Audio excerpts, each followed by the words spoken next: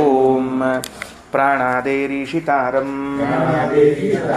ಪರಮಸುಖನಿಧಿಂ ಸರ್ವದೋಷವ್ಯಪೇತಂ ಸರ್ವಾಂತಸ್ಥಂ ಸುಪೂರ್ಣಂ ಪ್ರಕೃತಿಪತಿಮಜಂ ಸರ್ವಬಾಹ್ಯಂ ಸುನಿತ್ಯಂ ಸರ್ವಜ್ಞಂ ಸರ್ವಶಕ್ತಿಂ ಸುರಮುನಿಮನುಜಾದ್ಯೈಃ ಸದಾ ಸೇವ್ಯಮಾನಂ ವಿಷ್ಣುಂ ವಂದೇ ಸದಾಹಂ ಸಕಲ ಜಗದನಾದ್ಯಂತ ಮಾನಂದದಂ ತಂ. ಸರಿ, ಮುಂದಿನ ಮಂತ್ರ ಏನದ ಈಗ ನೋಡ್ರಿ. 470ನೇ ಪುಟದಲ್ಲಿ ತೆಳಗ ಮಂತ್ರ. ಈಗ ನಾವೇನು ಓದ್ಲಿಕ್ಕೆ ಹೊರಟೀವಿ, ಈ ಮಂತ್ರದೊಳಗೆ ವಾಯುದೇವರ 4 ರೂಪಗಳ ಬಗ್ಗೆ ಉಪನ್ಯಾಸ ಮಾಡ್ತದೆ ಈ ಮಂತ್ರ. ಪ್ರಾಣದೇವರ 4 ರೂಪಗಳು ಅಂದ್ರೆ ಪರಮಾತ್ಮ ಪ್ರಾಣದೇವರನ್ನ ಸೃಷ್ಟಿ ಮಾಡಿದ ಅಂತಾದ ಮೇಲೆ ಆ ಪ್ರಾಣದೇವರ 4 ರೂಪಗಳು ಯಾವುದು ಅಂತ ಹೇಳಿ, ಒಂದು ಅಗ್ನಿ, ಎರಡನೇದ್ದು ಆದಿತ್ಯ, ಮೂರನೇದ್ದು ವಾಯು. ಆತ್ಮಾನಂ ಆದಿತ್ಯಂ ತೃತೀಯಂ ವಾಯುಂ ತೃತೀಯಂ ಅಗ್ನಿಂ ತೃತೀಯಂ. ಅಗ್ನಿ ಆದಿತ್ಯ ವಾಯು ಅಂತ 3. ಅದ ಆದಮೇಲೆ ಇನ್ನೊಂದು ರೂಪ ಯಾವುದು ಅಂತ ಕೇಳಿದ್ರೆ ಕೂರ್ಮ, 4ನೇ ರೂಪ. ತುಂಬ ಅಪರೂಪದ ಕೂರ್ಮ ರೂಪದ ವಿಚಾರವನ್ನು ಹೇಳ್ತಾರೆ. ಅಂದ್ರೆ ನಾವು ಕೂರ್ಮಸ್ಕಂದೆ ಉಪವಿಷ್ಟೋಸ್ಮಿ ಅಂತ ಹೇಳ್ತಿರ್ತೀವಲ್ಲ, ಆ ಸಂಕಲ್ಪದಲ್ಲಿ ಬರುವ ಅಥವಾ ಸಂಧ್ಯಾವಂದನೆಯಲ್ಲಿ ಬರುವ ಸಂಕಲ್ಪ ಅಲ್ಲ, ಸಂಧ್ಯಾವಂದನೆ, ಅದರಲ್ಲಿ ಬರುವಂತಹ ಕೂರ್ಮಸ್ಕಂದೆ ಉಪವಿಷ್ಟೋಸ್ಮಿ ಅಂದರೆ ಯಾವ ಕೂರ್ಮದ ಮೇಲೆ ಕೂತೀವಿ ನಾವು? ವಾಯು ಕೂರ್ಮದ ಮೇಲೆ, ಪರಮಾತ್ಮ ಕೂರ್ಮದ ಮೇಲೆ ಕುಳಿತಿದ್ದೇವೆ. ಅದನ್ನು ತಿಳಿಸ್ಬೇಕಾಗಿದೆ. ಅಂತೂ ಇಲ್ಲಿ ಈಗ 4 ರೂಪಗಳ ಚರ್ಚೆಯನ್ನು ಮಾಡ್ತಾ ಇದ್ದಾರೆ. ಇಷ್ಟು ಹೇಳಿ, ಇಂಥ ಸಮರ್ಥರಾದ ವಾಯುದೇವರು ಪರಮಾತ್ಮನಿಂದ ಸೃಷ್ಟಿಯಲ್ಲಿ ಆದಿಯಲ್ಲಿ ಹುಟ್ಟಿದವರು ಅಂತ ಭಗವಂತನ ಮಹಿಮಾ ಹೇಳಬೇಕಾಗಿದೆ. ಭಗವಂತನ ಮಹಿಮಾ ಹೆಂಗೆ ಹೇಳ್ತದ ವೇದ? ಸಾಕ್ಷಾತ್ತಾಗಿ ಭಗವಂತನ ಮಹಿಮೆಯನ್ನು ಹೇಳುವುದು ಒಂದಾದರೆ, ಅವನಿಂದ ಹುಟ್ಟಿದ ಪದಾರ್ಥಗಳ ಮಹಿಮೆಯನ್ನು ತಿಳಿಸುತ್ತಾ ಇಂಥ ಪದಾರ್ಥಗಳ ಜನಕ ಅವನು ಅಂತ ತಿಳಿಸ್ತಾರೆ. ಯಾಕೆ ವೇದದ ಉದ್ದೇಶ, ಶಾಸ್ತ್ರದ ಉದ್ದೇಶ ಏನದ? ಪರಮಾತ್ಮನ ಮಹಿಮೆಯನ್ನೇ ಹೇಳಬೇಕು ಅಂತ ಉದ್ದೇಶ ಇದ್ದದರಿಂದ ಅದನ್ನು ತಿಳಿಸ್ಲಿಕ್ಕೆ ಏನೇನು ಸಾಧನೆಗಳನ್ನು ಬಳಸ್ಕೋಬೇಕು ಅದು ಬಳಸ್ಕೋತದೆ. ಸರಿ ಆಯ್ತಾ? ನೋಡ್ರಿ ಮಂತ್ರ ನೋಡ್ರಿ. ಸಹ ತ್ರೇಧಾ ಆತ್ಮಾನಂ ವ್ಯಾಕುರುತ ಆದಿತ್ಯಂ ತೃತೀಯಂ ವಾಯುಂ ತೃತೀಯಂ. ಸಹ ಆತ್ಮಾನಂ ವ್ಯಾಕುರುತ ತ್ರೇಧಾ. ಅದೇನಾಯಿತು ಅಂದ್ರೆ, ಹುಟ್ಟಿರುವಂತಹ ಯಾರವರು? ವಾಯುದೇವರು. ಅವರು ತಮ್ಮನ್ನ 3 ಭಾಗಗಳನ್ನಾಗಿ ಮಾಡಿಕೊಂಡ್ರು. ಅಂದ್ರೆ ಸೋ ಅಗ್ನಿನಾಮ ವಾಯು ಆತ್ಮಾನಂ ತ್ರೇಧಾ ವ್ಯಾಕುರುತ ವ್ಯಭಜತ್. ಭಗವಂತ ಅಗ್ನಿನಾಮಕರಾದ ವಾಯುದೇವರನ್ನ ಸೃಷ್ಟಿ ಮಾಡಿದ್ದ. ಆ ವಾಯುದೇವರು ತಮ್ಮನ್ನ 3 ರೂಪಗಳಿಂದ ಅಭಿವ್ಯಕ್ತ ಮಾಡಿಕೊಂಡರು ಅಂತ ಅರ್ಥ.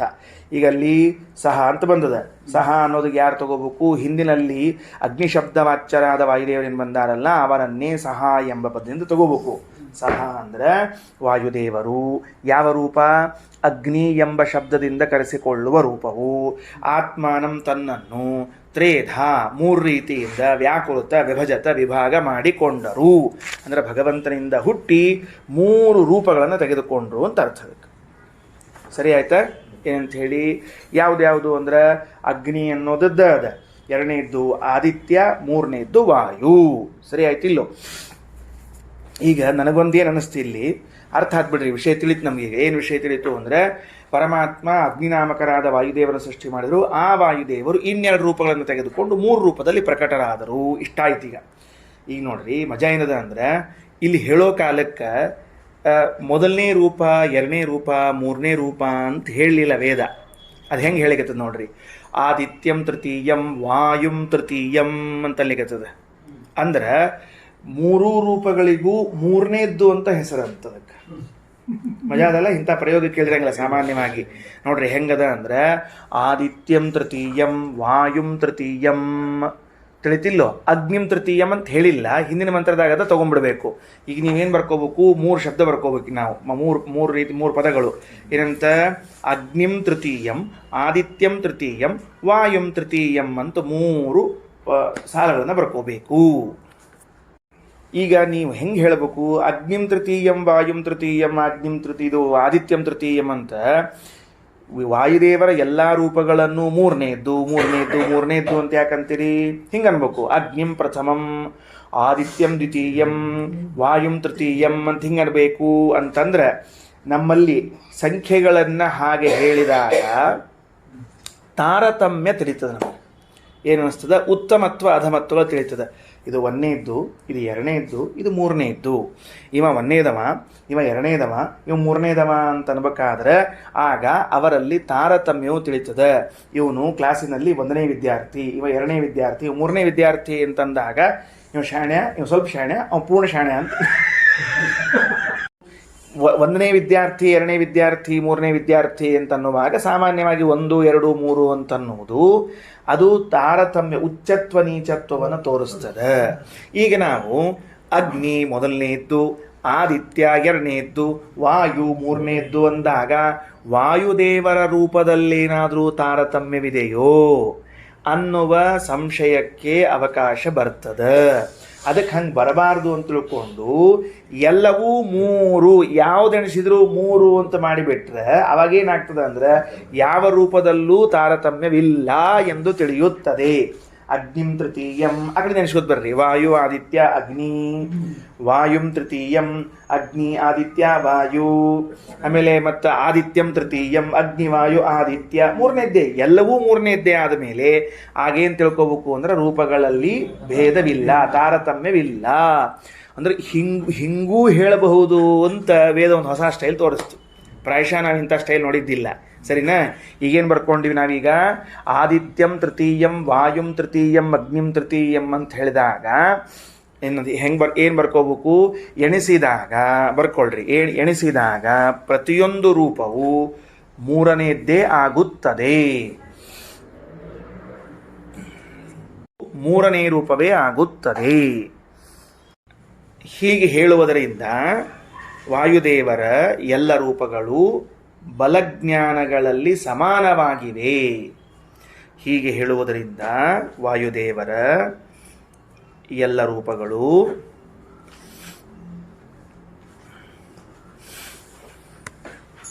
ಬಲಜ್ಞಾನಗಳಲ್ಲಿ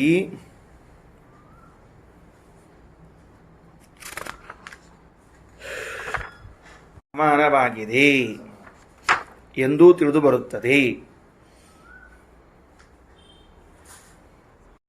ಉಪನಿಷದಿ ಅಂತೆ ಗ್ರಾಹ್ಯವಾಕ್ಯಗತ ಅಗ್ನಿಶಬ್ದಸ್ಯ ಆದೌ ನಿರ್ವಚನೇನ ಆದೌ ಪ್ರಯುಕ್ತ ವಾಕ್ಯಗತ ಆದಿತ್ಯ ಶಬ್ದಸ್ಯ ಅಂತೆ ನಿರ್ವಚನೇನ ಮಧ್ಯವಾಕ್ಯ ಪ್ರತಿಪಾದ್ಯವಾಯೋ ವ್ಯಾಪಾರಸ್ಯ ಆದೌ ಉಕ್ತ್ವಾ ತ್ರಯಾಣಾಂ ರೂಪಾಣಾಂ ಸಾಮ್ಯಮೇವ ನ ಕ್ರಮೇಣ ನಿರ್ದೇಶೇ ಪ್ರಾಧಾನ್ಯಾದಿಕಂ ನಿಮಿತ್ತಮಿತ್ಯಭಿಪ್ರೇತ್ಯ ಉಪನಿಷದಿ ಆದಿತ್ಯಂ ತೃತೀಯಂ ವಾಯುಂ ತೃತೀಯಂ ಅಗ್ನಿಂ ತೃತೀಯಂ ಇತ್ಯುಕ್ತಮಿತಿ ಸೂಚಿತಂ. ಈ ರಘುತ್ತಮ ಸ್ವಾಮಿಗಳು ಏನು ತಿಳಿಸಿಕೊಟ್ರು ನಮಗೆ? ಹೊಸ ಅಂಶ ಅಂದರೆ ಉಪನಿಷತ್ತನ್ನು ನೋಡೋ ಕ್ರಮ ತಿಳಿಸಿಕೊಟ್ರು. ಮೂಲತಃ ಭಾಷ್ಯದಲ್ಲಿ ಈ ಅಂಶ ನಮಗೆ ತಿಳಿದು ಬರೋದಿಲ್ಲ. ಭಾಷ್ಯದಲ್ಲಿ ಯಾವುದು ಗೃಹೀತ ಆಗೋದಿಲ್ವೋ ಅದನ್ನು ರಘುತ್ತಮ ಸ್ವಾಮಿಗಳು ಏನು ತಿಳಿಸಿಕೊಟ್ರು? ಉಪನಿಷತ್ತಿನಲ್ಲಿ ಪ್ರಥಮ ದ್ವಿತೀಯ ತೃತೀಯ ಅಂತ ಹೇಳುವುದನ್ನು ಬಿಟ್ಟು ಆದಿತ್ಯಂ ತೃತೀಯಂ ವಾಯುಂ ತೃತೀಯಂ ಅಗ್ನಿಂ ತೃತೀಯಂ ಅಂತ ವಾಯುದೇವರ ಎಲ್ಲ ರೂಪಕ್ಕೂ ಮೂರನೇ ರೂಪ ಅಂತ ಯಾಕೆ ಎಣಿಸಿದ್ರಿ ಅಂದರೆ ಹೆಂಗೆ ಎಣಿಸಿದ್ರು ಪ್ರತಿಯೊಂದು ರೂಪ ಮೂರನೇದಾಗಬೇಕಲ್ರಿ. ಇರೋಬ ಮೂರಬ ಅಂತಂದ ಮೇಲೆ ಮೂರ ಆಗಬೇಕಲ್ಲ ಅಂದ್ರೆ ಹಂಗೆ ಸಂಖ್ಯಾ ಬರೋ ಹಂಗೆ ಯಾಕೆ ಮಾಡಿದರು ಅಂತ ಕೇಳಿದ್ರೆ, ಒಂದು ವೇಳೆ ಅಗ್ನಿ ಎಂಬುವ ರೂಪ ಮೊದಲನೇ ರೂಪವು, ಆದಿತ್ಯ ಎಂಬುದು ಎರಡನೇ ರೂಪವು, ವಾಯು ಎಂಬುದು ಮೂರನೇ ರೂಪ ಅಂತ ಆಗಿಬಿಟ್ಟಿದ್ದರೆ ಆಗ ರೂಪಗಳಲ್ಲಿ ತಾರತಮ್ಯವಿದೆ ಏನೋ ಅಂತ ಬರ್ತಿತ್ತು. ಯಾಕೆ? 1, 2, 3 ಅಂತ ಅನ್ನೋದು ಲೋಕದಲ್ಲಿ ತಾರತಮ್ಯವನ್ನು ತಿಳಿಸ್ತದೆ. ಕ್ಲಾಸಿಗೆ ಫಸ್ಟ್ ಬಂದಾನ, ಕ್ಲಾಸಿಗೆ ಸೆಕೆಂಡ್ ಬಂದಾನ, ಕ್ಲಾಸಿಗೆ ಥರ್ಡ್ ಬಂದಾನ ಎಂಬುದು 1, 2, 3 ಎಂಬುದು ತಿಳಿಸಿಕೊಡ್ತದೆ. ಆದ್ದರಿಂದಾಗಿ ಹಾಗರ್ಥ ಅಲ್ಲ ಅನ್ನೋದಕ್ಕೆ ಹೀಗೆ ತಿಳ್ಕೊಳ್ಬೇಕು. ಸತ್ರೇಧ ಆತ್ಮಾನಂ ವ್ಯಾಕುರುತ ಆದಿತ್ಯಂ ತೃತೀಯಂ ವಾಯುಂ ತೃತೀಯಂ ಸ ಏಷ ಪ್ರಾಣಸ್ತ್ರೇಧಾ ವಿಹಿತ. ಮುಂದೆ ಏನದ ನೋಡ್ರಿ ಮಂತ್ರ. ಸಯೇಷ ಪ್ರಾಣ ತ್ರೇಧಾ ವಿಹಿತ. ಇದೇನು 3 ರೂಪಗಳನ್ನು ತೆಗೆದುಕೊಂಡನೋ ಯಾರಿಂದ? ಭಗವಂತನ ಪ್ರೇರಣೆಯಿಂದ. ಆ ವಾಯುದೇವರು ಏನಾದ್ರೂ ಈಗ ಮುಂದೆ ಅಂತ ಕೇಳಿದ್ರೆ ತಸ್ಯ ಪ್ರಾಚೀದಿಕ ಶಿರೋ ಅಸೌ ಚ ಇರ್ಮೌ ಅಥಾಸ್ಯ ಪ್ರತೀಚೀದಿಕ ಪುಚ್ಛಂ ಅಸೌ ಚ ಸಕ್ತೌ ದಕ್ಷಿಣಾ ಚ ಉದೀಚಿ ಚ ಪಾರ್ಶ್ವೇ ದ್ಯೌಃ ಪೃಷ್ಠಮಂತರಿಕ್ಷಂ ಉದರಂ ಇಯಂ ಮುರಸ್ಸ ಏಷೋ ಅಪ್ಸು ಪ್ರತಿಷ್ಠಿತೋ ಯತ್ರ ಕ್ವಚ ಏತಿ ತದೇವ ಪ್ರತಿಷ್ಠತ್ಯೇವಂ ವಿದ್ವಾನ್. ಈಗೇನು ಮಾಡಿದರು, ನಾಲ್ಕನೇ ರೂಪವನ್ನು ಹೇಳ್ತಾ ಇದ್ದಾರೆ. ಯಾವುದದು ನಾಲ್ಕನೇ ರೂಪ? ಈ ಮೂರು ರೂಪಗಳನ್ನು ತೆಗೆದುಕೊಂಡ ಮುಖ್ಯ ಪ್ರಾಣನೇ ಕೂರ್ಮ ರೂಪನಾಗಿ ನಾಲ್ಕನೇ ರೂಪವನ್ನು ಧರಿಸಿದ. ಮೂರಾಯ್ತಲ್ಲಿಗೆ ಮುಗಿತಲ್ಲಿಗೆ ನಾಲ್ಕನೇದು ಹೇಳಿದರು. ಹೇಳಿದಾಗ ಏನು ಮಾಡ್ಲಿಕ್ಕತ್ತಾರ ಅಂದ್ರೆ, ಅವರ ಆ ಮುಖ್ಯ ಪ್ರಾಣದೇವರೇನು ಜಗದ್ಧಾರಕರಾಗಿದ್ದಾರೆ. ಯಾವ ರೂಪದಿಂದ? ಕೂರ್ಮ ರೂಪದಿಂದ. ತಸ್ಯ ಆ ಕೂರ್ಮ ರೂಪದಿಂದ ಇರುವಂಥ ವಾಯುದೇವರ ಪ್ರಾಚೀದಿಕ ಅಂದ್ರೆ ಪೂರ್ವ ದಿಕ್ಕಿನಲ್ಲಿ ಶಿರಃ ತಲೆ ಇದೆ. ಗೊತ್ತಾಯ್ತಾ? ಇದು ಹೆಂಗ್ ಚಿತ್ರ ಮೊದಲ ಬರೆಸ್ತೀನಿ ಒಂಚೂರು. ಪೂರ್ವಕ್ಕೆ ತಲೆ ಇದೆ, ಆಯ್ತಾ? ಪ್ರಾಚೀದಿಕ್ ಶಿರಃ ಅಂದ್ರೆ ಪೂರ್ವ ದಿಕ್ಕಿನಲ್ಲಿ ತಲೆ ಇದೆ. ಆಮೇಲೆ ಇದೇ ರೀತಿ ಅಸೌಚ ಇರ್ಮೌ ಅಥ ಅಸ್ಯ ಪ್ರತೀಚೀದಿಕ ಪುಚ್ಛಂ. ಈ ಅಥ ಅಸ್ಯ ಅಸೌಚ ಇರ್ಮೌ ಶಿರಃ ಅಸೌಚ ಇರ್ಮೌ ಅಂತ ನೋಡ್ರಿ. ಇರ್ಮೌ ಅಂದ್ರೆ ಬಾಹುಗಳು ಅಂತ ಅರ್ಥ. ಬರೆದಿಟ್ಕೊಳ್ರಿ ಅದನ್ನ. ಆ ಶಬ್ದಕ್ಕೆ ಈರ್ಮೌ, ಬರೇ ಇರ್ಮೌ ಅಲ್ಲ, ಈರ್ಮೌ ಅಂತ ಈ ದೀರ್ಘ ಬರ್ಕೊಂಡು ಈರ್ಮೌ ಅಂದ್ರೆ ಬಾಹುಗಳು. ಮುಂದಿನ ಎರಡಿವು ಆ ಕೂರ್ಮದ್ದು ಮುಂದಿನ ಎರಡು ಕಾಲು ಇರ್ತಾವಲ್ಲ ಅವನ್ ಹೇಳಿಕತ್ತಾರ. ಆ ಮುಂದಿನ ಅಂದ್ರ ಅದ್ ಹೆಂಗದ, ಕೂರ್ಮ ಪೂರ್ವಕ್ ಮುಖ ಮಾಡಿದ ಅಂತ ಅಂದ ಕೂಡ್ಲೆ ಒಂದು ಆಗ್ನೇಯಕ್ಕ ಒಂದು ಈಶಾನ್ಯಕ್ಕೆ ಇರ್ತದ, ಮುಗಿದು ಹೋತು. ಇನ್ನ ಅಥ ಅಸ್ಯ ಪ್ರತೀಚಿ ದಿಕ್ ಪುಚ್ಛಂ, ಬಾಲೆಲ್ಲದ ಪಶ್ಚಿಮಕ್ಕದ. ಅಸೌಚ ಸಕ್ತೌ ದಕ್ಷಿಣಾ ಚ ಉದೀಚಿ ಚ ಪಾರ್ಶ್ವೇ ದ್ಯೌಹು. ನೋಡ್ರಿ, ಅದ್ರ ಮುಂದೆ ಇನ್ನೇನಾಗಬೇಕು ಅಂದ್ರೆ ಹಿಂದಿನ ಎರಡು ಕಾಲಗಳು ಎಲ್ಲಿ ಹೋಗ್ಬೇಕು? ನೈಋತ್ಯ ಮತ್ತು ವಾಯವ್ಯಕ್ಕೆ ಹೋಗ್ಬೇಕು. ಪಶ್ಚಿಮಕ್ಕೆ ಪುಚ್ಛ ಬಂತು ಅಂದ್ರೆ ಹಿಂದಿನ ಎರಡು ಕಾಲಗಳು ಎಲ್ಲಿ ಬರಬೇಕು? ನೈಋತ್ಯ ಮತ್ತು ವಾಯವ್ಯಕ್ಕೆ ಬರಬೇಕು. ಬಂತು, ಮುಗಿದ ಮೇಲೆ ಅದಾದ್ಮೇಲೆ ದ್ಯುಲೋಕ ಇಲ್ಲದ ನೋಡ್ರಿ, ದ್ಯೌಹು ಪೃಷ್ಠಂ ಅಂತಾರ. ಅಂದ್ರೆ ದ್ಯುಲೋಕವು ಸ್ವರ್ಗಲೋಕವು ಬೆನ್ನಿನ ಮೇಲದ. ಅಂತರಿಕ್ಷ ಮುದರಂ, ಅಂತರಿಕ್ಷ ಹೊಟ್ಟೆ ಆಗದ.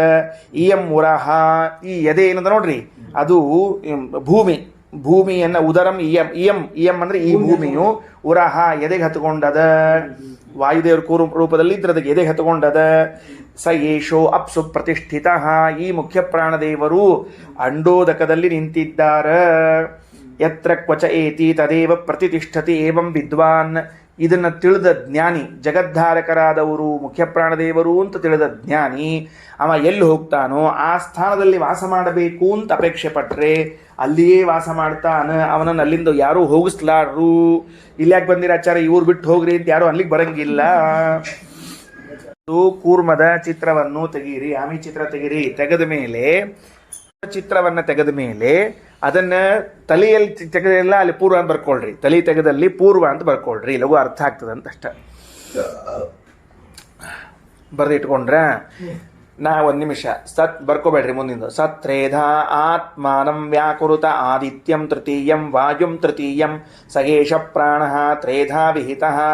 ತಸ್ಯ ಪ್ರಾಚೀದಿಕ್ಷಿರಃ ಅಸೌ ಚ ಈರ್ಮೌ ಅಥ ಅಸ್ಯ ಪ್ರತೀಚಿ ದಿಕ್ಪುಚ್ಛಂ ಅಸೌ ಚ ಸಖ್ಯೌ ದಕ್ಷಿಣಾ ಚ ಉದೀಚಿ ಚ ಪಾರ್ಶ್ವೇ ದ್ಯೌಃ ಪೃಷ್ಠಂ ಅಂತರಿಕ್ಷಮುದರಂ ಇಯಮುರಃ ಸ ಯೇಷೋ ಅಪ್ಸು ಪ್ರತಿಷ್ಠಿತಃ ಯತ್ರ ಕ್ವಚ ಏತಿ ತದೇವ ಪ್ರತಿಷ್ಠತ್ಯೇವಂ ವಿದ್ವಾನ್. ಸರಿ ಆಯ್ತಾ ಮಂತ್ರೀಗ? ಈಗೇನು ಬರ್ಕೊಂಡಿರಿ? ಆ ತಲೆಯನ್ನಂತರೂ ಪೂರ್ವಕ್ಕೆ ಬರ್ಕೊಂಡಿರ್ಲೋ, ಬರ್ಕೊಂಡ ಮೇಲೆ ಅದರ ಬಾಜುಕಿರುವಂತಹ ಎರಡು ಕಾಲುಗಳನ್ನ ಒಂದು ಈಶಾನ್ಯಕ್ಕ ಒಂದು ಆಗ್ನೇಯಕ್ಕೆ ಬರ್ಕೋಬೇಕು.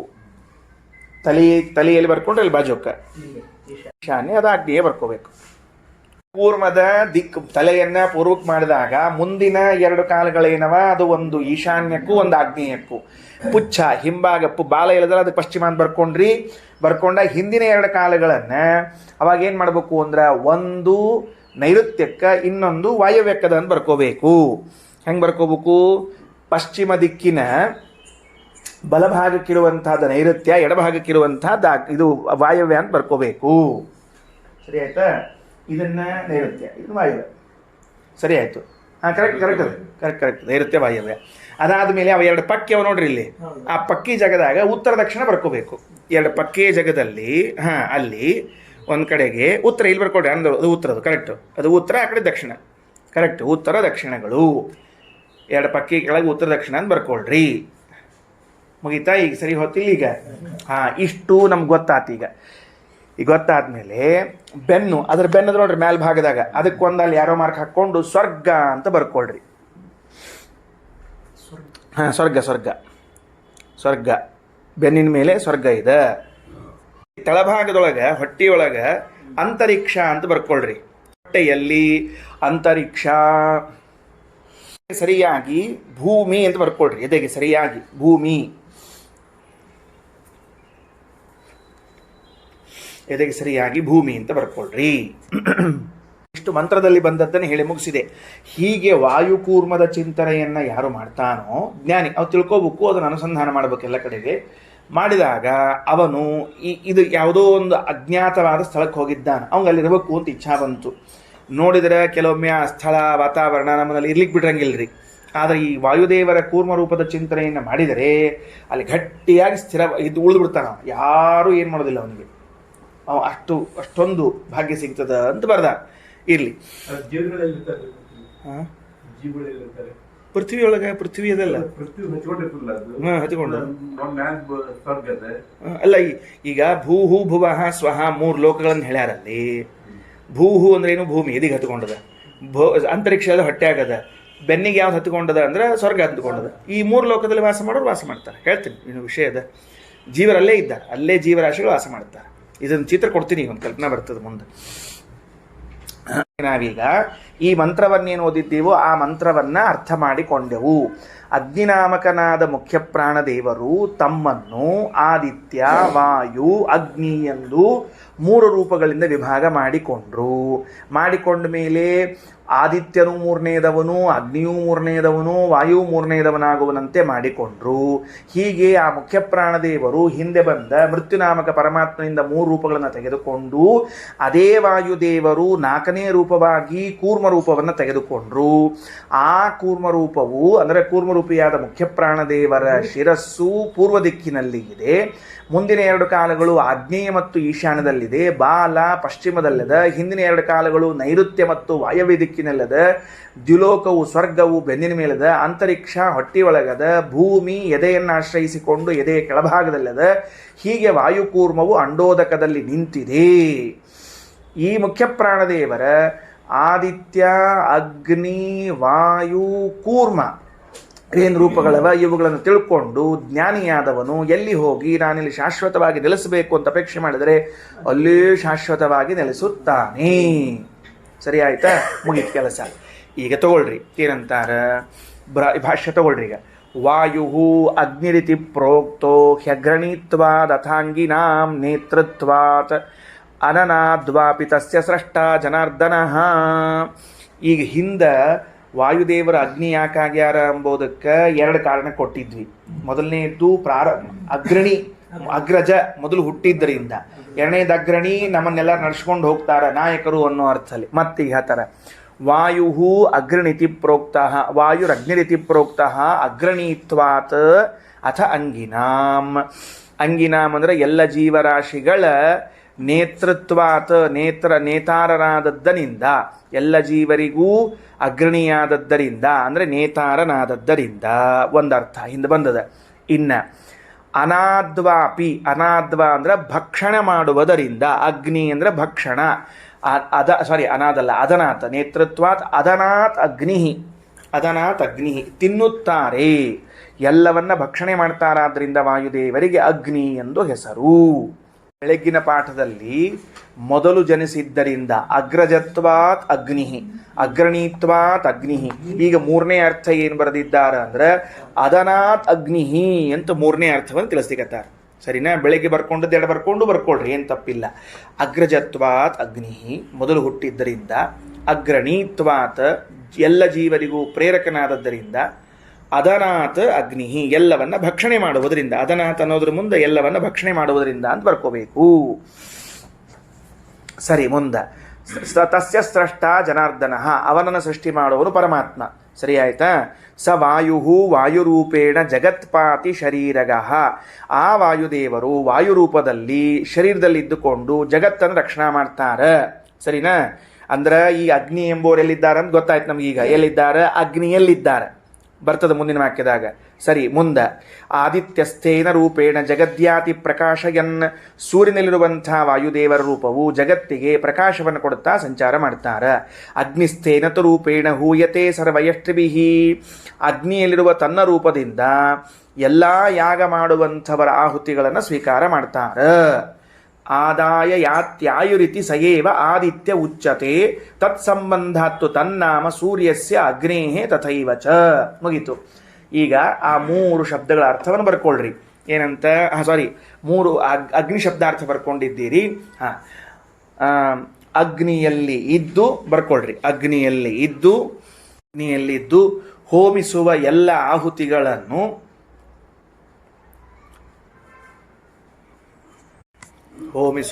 ಆಹುತಿಗಳನ್ನು ಸ್ವೀಕರಿಸುವುದರಿಂದ ಭಕ್ಷಿಸುವುದರಿಂದ ಅಂತೂ ಅರ್ಥ. ಎರಡು ಬರ್ಕೋಬಹುದು. ಸ್ವೀಕರಿಸುವುದರಿಂದ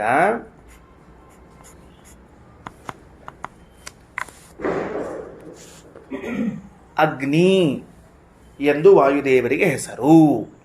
ಸೂರ್ಯನಲ್ಲಿ ಇದ್ದು ಬರ್ಕೊಡ್ರಿ. ಸೂರ್ಯನಲ್ಲಿ ಇದ್ದು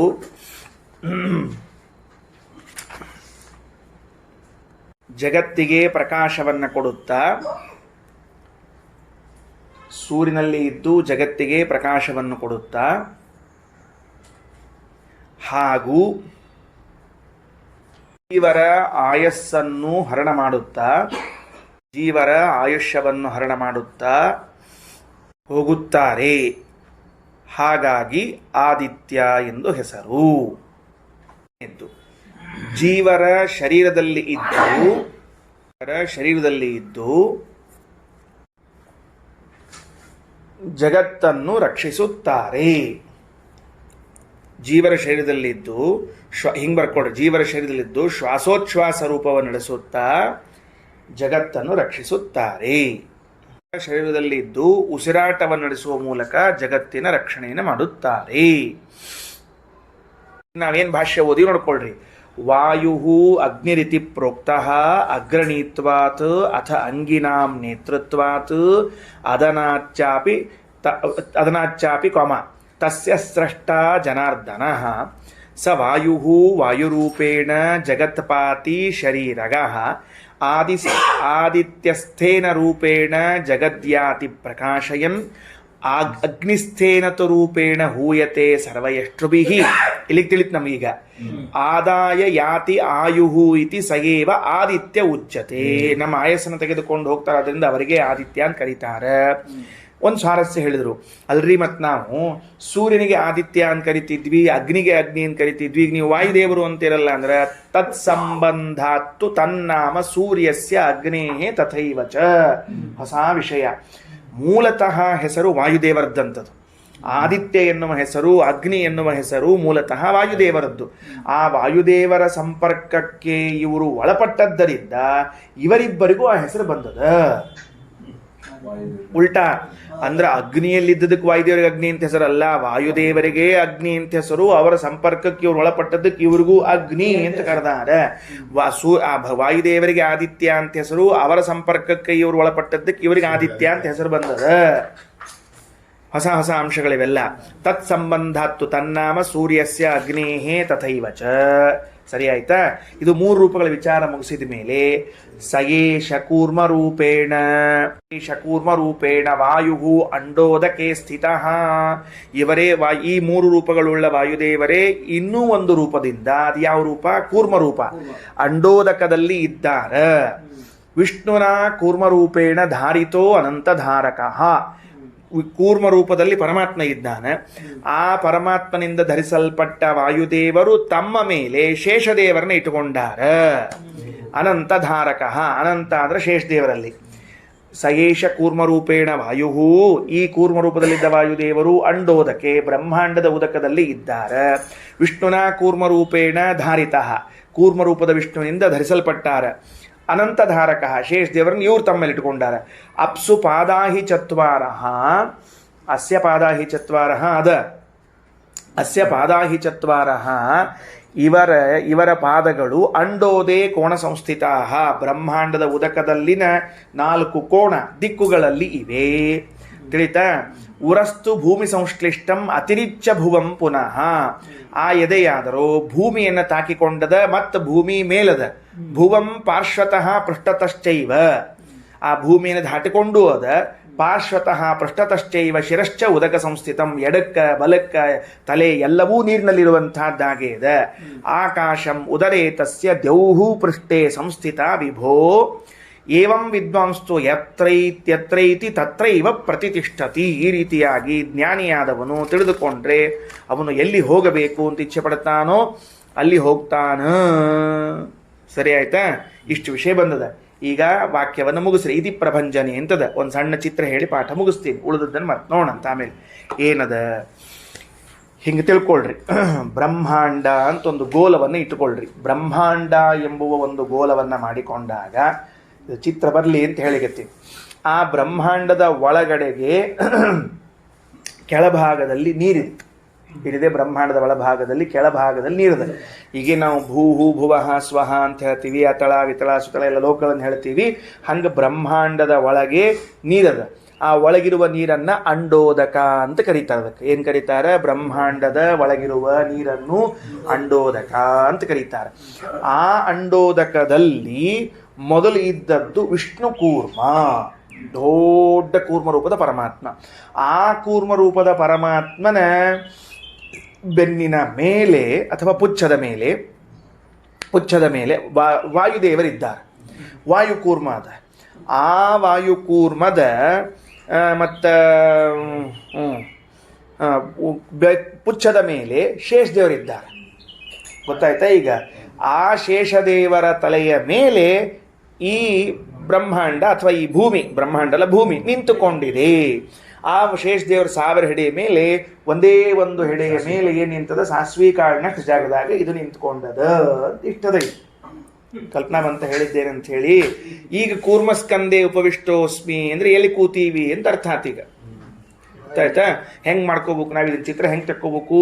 ಮನೆಗೆ ಹೋಗಿ ಇಲ್ಲಿ ತೆಗಿಬೇಡದೆ ಸರ್, ಸೊಕಾಶ್ ಟೈಮ್ ತೊಗೊಂಡು ಅದಕ್ಕೊಂದು ದೊಡ್ಡ ರೌಂಡ್ ಹಾಕ್ಕೊಂಡು ಅರ್ಧ ಭಾಗ ನೀರು ಹಾಕ್ರಿ. ಅರ್ಧ ಭಾಗ ನೀರು ಮಾಡಿಕೊಂಡು ಅಂದ್ರೆ ಮೊದಲದೊಳಗೆ ಒಂದು ತೆಳಗೆ ದೊಡ್ಡ ಕೂರ್ಮ, ಆ ಕೂರ್ಮದ ಪುಚ್ಛದ ಮೇಲೆ ಒಂದು ಸಣ್ಣ ಕೂರ್ಮ, ಅದರ ಪುಚ್ಛದ ಮೇಲೆ ಒಂದು ಸಣ್ಣದು ಶೇಷದೇವರು, ಆ ಶೇಷದೇವ್ರ ತಲೆ ಮೇಲೆ ಏನು ಭೂಮಿ ಅಂತ ತೆಕ್ಕೋಬೇಕು.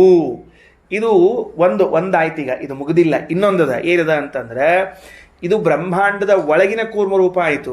ಈ ಬ್ರಹ್ಮಾಂಡವನ್ನು ಹೊತ್ತುಕೊಂಡು ನಿಂತಿರುವಂತಹ ವಿಷ್ಣು ಕೂರ್ಮ ಅಂತ ಮತ್ತೊಂದದ. 2 ವಿಷ್ಣು ಕೂರ್ಮಗಳು, ಒಂದಲ್ಲ 2 ವಿಷ್ಣು ಕೂರ್ಮಗಳು. ಅದು ಹೆಂಗದ ಅಂದ್ರೆ ಬ್ರಹ್ಮಾಂಡದ ತೆಳಗದ. ಬ್ರಹ್ಮಾಂಡದ ಹೊರಗ ಒಂದು ವಿಷ್ಣು ಕೂರ್ಮ, ಅದರ ಮೇಲೆ ಬ್ರಹ್ಮಾಂಡ, ಅದರ ಒಳಗೆ ನೀರು, ಆ ನೀರಿನಾಗ ಮತ್ತೊಂದು ವಿಷ್ಣು ಕೂರ್ಮ, ಅದರ ಮೇಲೆ ವಾಯುದೇವರು, ಅದರ ಮೇಲೆ ಶೇಷದೇವರು, ಅದರ ಮೇಲೆ ಈ ಭೂಮಿ ಇಷ್ಟು ನಿಂತುಕೊಂಡದ. ಹಿಂಗಿದ್ದದಕ್ಕೆ ನಾವು ಈ ಭೂಮಿಯಾಗಿದ್ದವರು ಕೂರ್ಮಸ್ಕಂದೆ ಉಪವಿಷ್ಟೋಸ್ಮಿ ಅಂತ ಸರಿಯಾಗಿ ಹೇಳ್ಬೇಕಷ್ಟು ಕೆಲಸ. ಇದೆಲ್ಲ ವಿಷಯ ಮುಂದೆ ಬರೋದಿಲ್ಲ. ಇದು ಮುಂದೆ ತಿಳಿತಾ? ಆದಮೇಲೆ ಒಂದು ಮಜಾ ಅದರಿ. ಈ ವಾಯುಕೂರ್ಮವನ್ನು ಹೇಳೋ ಕಾಲಕ್ಕೆ ಬೆನ್ನಿಗೆ ಸ್ವರ್ಗ ಹತ್ಯದ, ಹೊಟ್ಯಾಗ ಅಂತರಿಕ್ಷ ಹತ್ಯದ, ಎದಿಗೆ ಭೂಮಿ ಹತ್ಯದ. ಈ ಹೆಂಗ್ರಿ ಏನಿದು ವಿಷಯ ತಿಳಿಯವಲ್ತಾಗ್ಯದ. ಕೂರ್ಮ ಹಿಂಗಿರ್ತದ್ರಪ್ಪ. ಹಿಂಗಿದ್ರೆ ಬೆನ್ನಿನ ಮೇಲೆ ಸ್ವರ್ಗ ಹೇಳ್ಬಹುದು, ಮತ್ತು ಸ್ವರ್ಗದ ಇದು ಇಲ್ಲಿ ಒಳಗೆಲ್ಲರ ನೀವು ಇದನ್ನ ಹೇಳಬೇಕು, ಏನು ಭೂಮಿನ ಹೇಳಬೇಕು. ಯಾಕಂದ್ರೆ ಸ್ವರ್ಗದ ಕೆಳಗೆ ಅಂತರಿಕ್ಷದ ಕೆಳಗೆ ಹಿಂಗೆ ಹೇಳಬೇಕು. ಇದು ಹೆಂಗದ ಇದು ಅಂತ ತಿಳ್ಕೊಂಡ್ರೆ ಅದಕ್ಕೆ ರಾಯರು ವ್ಯಾಖ್ಯಾನದಾಗ ಭಾಳ ಚಂದ ಬರ್ತಾರೆ. ಇದು ಅಪ್ರತಿಘವಾದ ರೂಪ ಇದೆ ಅಂತ ಬರೀತಾರೆ. ಅಪ್ರತಿಘ ರೂಪ ಅಂತಂದ್ರೆ ಆಕಾಶ ಇದ್ದಂಗೆ, ಎಲ್ಲಿ ಹೋದ್ರೂ ಯಾವುದು ಅದಕ್ಕೇನು ಅಡೆತಡೆಗಳಿಲ್ಲ, ಅಷ್ಟು ದೊಡ್ಡ ವ್ಯಾಪಿಸಿಕೊಂಡದ ಅಂತ ಕಲ್ಪನಾ ಅಂತ ಹೇಳಿದ್ದು. ಅಂದ್ರೆ ಈ ವಾಯುಕೂರ್ಮದ ಯೋಗ್ಯತಾ ಎಷ್ಟದ ಅಂದ್ರೆ ಪರಮಾತ್ಮನ ಪುಚ್ಛದ ಮೇಲೆ ನಿಂತ್ಕೊಂಡು ಹಿಂಗೆ ನಿಂತಿದ್ದಿದ್ರೆ ಅವ್ರ ಬೆನ್ನು ಸ್ವರ್ಗದ ತನಕ ಹೋಗ್ಯದಂತ. ಒಳಗೆ ಹೊಟ್ಟೆ ಈ ಅದರ ತೆಳಗ ಭಾಗದಾಗೆಲ್ಲ ಅಂತರಿಕ್ಷ ಬಂದದ, ಅದರ ಕೆಳಭಾಗದಾಗೆಲ್ಲ ಭೂಮಿ ಬಂದದ, ಅದರ ಕೆಳಭಾಗದಾಗೂ ಹೋಗಿ ನಿಂತ್ಕೊಂಡದ. ಅವು 2-4 ಕಾಲಗಳೆಲ್ಲ ನೀರಿನಾಗ ಹಿಂಗೆ ಬಡ್ಕೋತ ನಿಂತಾವಂತ, ಈಶಾಡ್ಕೋತ ನಿಂತಾವಂತ. ಇಷ್ಟದ ಆ ಕೂರ್ಮದ ಸಾಮರ್ಥ್ಯ ಅಂತ ತಿಳಿದುಕೊಂಡು ಒಂದು ಚಿತ್ರ ಕೊಟ್ಟಾರ. ಗ್ರಾಫಿಕ್ಸ್ ಮಾಡಿ ತೆಗಿಬೋದು, ಭಾಳ ಚಂದ ಬರ್ತದೆ ಚಿತ್ರ. ಅವಾಗ ಅಪ್ಪ ಹೌದು, ಅಂಡೋದಕ್ಕದಲ್ಲಿ ಅವಷ್ಟೇ ನೀರೇ ಇರ್ತಾವ, ಉಳಿದುದಿಲ್ಲೇ ಇಲ್ಲ, ಹಿಂಗದ ಅಂತ ಹೇಳಿ. ಅದರ ಕೆಳಗೆ ವಿಷ್ಣು ಕೂರ್ಮ, ಮತ್ತೆ ಅದರ ಕೆಳಗೆ ವಿಷ್ಣು ಕೂರ್ಮ, ಬ್ರಹ್ಮಾಂಡದ ಕೆಳಗೆ ಮತ್ತೊಂದು ಕೂರ್ಮ ವಿಷ್ಣು ಕೂರ್ಮ. 2 ವಿಷ್ಣು ಕೂರ್ಮಗಳು ಅಂತ ತಿಳಿಯಬೇಕು. ವಿಷ್ಣು ಕೂರ್ಮ, ಬ್ರಹ್ಮಾಂಡ, ವಿಷ್ಣು ಕೂರ್ಮ. ವಾಯುಕೂರ್ಮ ಶೇಷ ಭೂಮಿ ತಲೆ ಮೇಲೆ ಮುಗಿದ ಕೆಲಸ. ಶ್ರೀಕೃಷ್ಣಾರ್ಪಣಮಸ್ತು.